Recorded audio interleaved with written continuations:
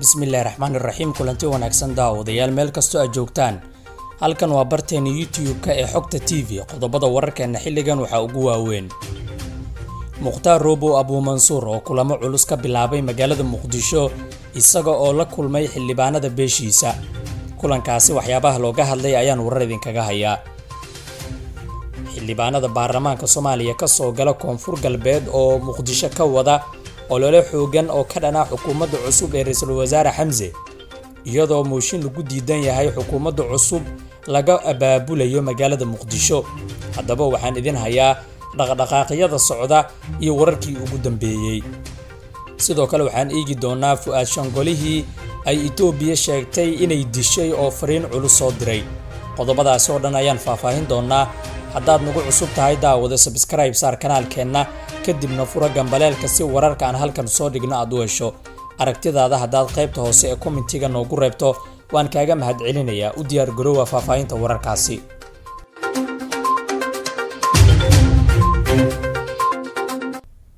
waa hagaag markale kulanti wanaagsan aan ku bilaabo warkeena golaha cusub ee wasiirada Soomaaliya ayaa bilaabay xudxudashada xildhibaanada golaha shacabka ee baarlamaanka Soomaaliya si codka kalsoonida ay uga helaan wasiirada durba qaabilay xildhibaanada beeshooda ku matala baarlamaanka waxaa kamid ah Mukhtaar Roobo Cali Abu Mansuur oo loo magacaabay wasiirka diinta iyo awqaafta Soomaaliya Mukhtaar Roobo ayaa la kulmay xildhibaanada jufadiisa hoose ee ku matala golaha shacabka waxaana la sheegay inuu ka codsaday in codkooda kalsoonida ay siiyaan xukuumadan uu ka tirsan yahay wasiirka cusub ee gaashaandhiga Cabduqaadir Maxamed Nuur Jaamac ayaa kamid ah xubnaha sida degdega ah u qaabilay xildhibaanada matala si codka kalsoonida uu uga helo wasiir Jaamac ayaa sidoo kale u muujiyay inuu la kulmay xildhibaanada beeshiisa waxaana taladan wasiirada siiyay Ra'iisul Wasaare Xamse oo xubnaha uu soo xushay kula taliyay in wasiir kasta uu xildhibaanada beeshiisa codka weydiisto inta aan la gaarin ansixinta kulamadan ay bilaabeen wasiirada ee xildhibaanada looga codsanayo codkooda waxay ku soo aadayaan iyadoo beelaha Digil iyo Mirifle ay aad u saluugsan yihiin kuraasta laga siiyay xukuumadda cusub ee Ra'iisul Wasaare Xamse inta badan xildhibaanada ka soo jeeda maamul goboleedka koonfur galbeed hagaag qeybaha hore ee wararka Xogta TV ayaa daawanaysaan haddaan ku sii socono wararka la xiriira xukuumadda cusub inta badan xildhibaanada ka soo jeeda maamul goboleedka koonfur galbeed ee ku jira baarlamaanka Soomaaliya ayaa iyana wada olole lagu diidayo ansixinta xukuumadda cusub ee dhawaan lagu dhawaaqay xildhibaanadaasi oo qaarkood baraha bulshada qoraal ku soo qoray ayaa sheegay inay diidan yihiin qaabka loo qeybiyay xubnaha wasiirada xildhibaan Maxamed Aadan Maxamed oo kamid ah xubnaha baarlamaanka ka soo gala koonfur galbeed ayaa madaxweynaha Soomaaliya Xasan Sheekh Maxamuud ku eedeeyay inuu baalmaray habqaybsiga beelaha wuxuuna si cad u sheegay inuu madaxweynaha reerkiisa siiyay xubnihii ugu muhiimsanaa ee xukuumadda cusub sidoo kale xildhibaan Maxamed Cali Xasan ayaa hal ku dhigi madaxweynaha ee ahaa Soomaali heshiis ah dunidana heshiis la ah sheegay inuu isku bedelay Soomaali dhexdeeda dirirsan dunidana la dirirsan xildhibaanada laga soo doortay maamul goboleedka koonfur galbeed ayaa saacadii la soo dhaafay Muqdisho ka waday dhaqdhaqaaqyo xoogan waxaana sidoo kale jiro xildhibaano maamul goboleedyada kale ka soo jeeda oo diidan qaabka wax loo qaybsaday waxaana kamid ah Puntland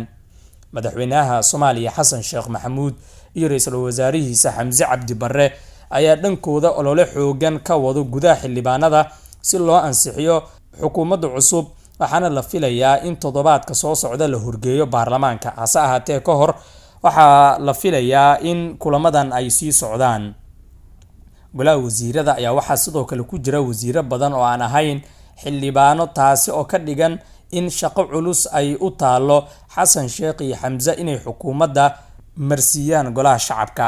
taasi oo dadka siyaasadda falanqeeyay ay aaminsan yihiin inaanay macquul ahayn ama ay yar tahay rajada in la ansixiyo xukuumadda cusub ee Ra'iisul Wasaaraha Soomaaliya Xamse Cabdi Barre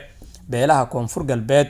iyo Puntland ee diidan xukuumadda cusub ayaa saacadii la soo dhaafay Muqdisho ka waday kulamo xoogan sida wararku sheegayaan xildhibaanada diidan xukuumadda cusub waxaa gadaal ka riixaya madaxda maamul goboleedyada qaarkood wixii ku soo kordha xogtan iyo xukuumadda cusub ee Ra'iisul Wasaare Xamse oo in la ansixiyo halis ugu jirta wararkeena soo socda ayaad ku daawan doontaan. daawade aan ku xasuusiyo subscribe saar kanaalkeena xogta TV si aad u hesho warar sugan oo xaqiiqo ah. sidoo kale like saar muuqaalka si saaxiibo badan u gaaro. aan eegno markan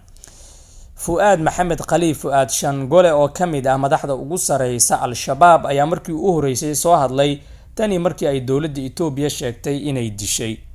Fuad Shangole ayaa wax lagu qoslo ku tilmaamay sheegashada Itoobiya ee dilkiisa isagoo oo sheegay inaysan waligooda la arki doonin maadaama ay dhawaan ku joogsadeen magaca Allah iyo kelmadda tawxiidka sida uu sheegay. waa aniga oo nool oo la hadlaya mu'miniinta waxaan u sheegayaa muslimiinta in aan noolahay oo sharaf leenahay waan caafimaad qabaa ayuu yiri Fuad Shangole oo la hadlayay warbaahinta afka Al-Shabaab ku hadasha.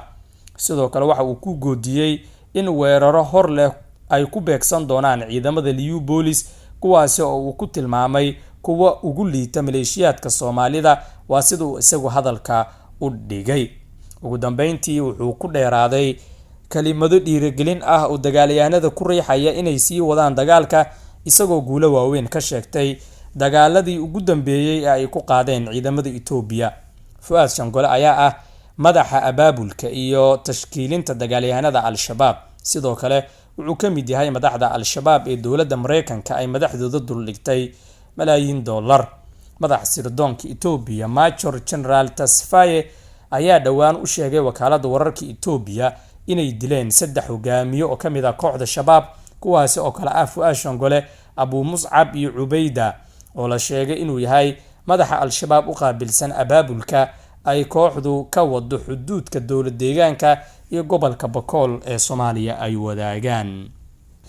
waayahay daawadayaal halkaasi ayaan ku soo gabagabeynayaa warkii aad ka daawanayseen xogta TV inta ku kulmayno wararkeena soo socda. nabadgelyo.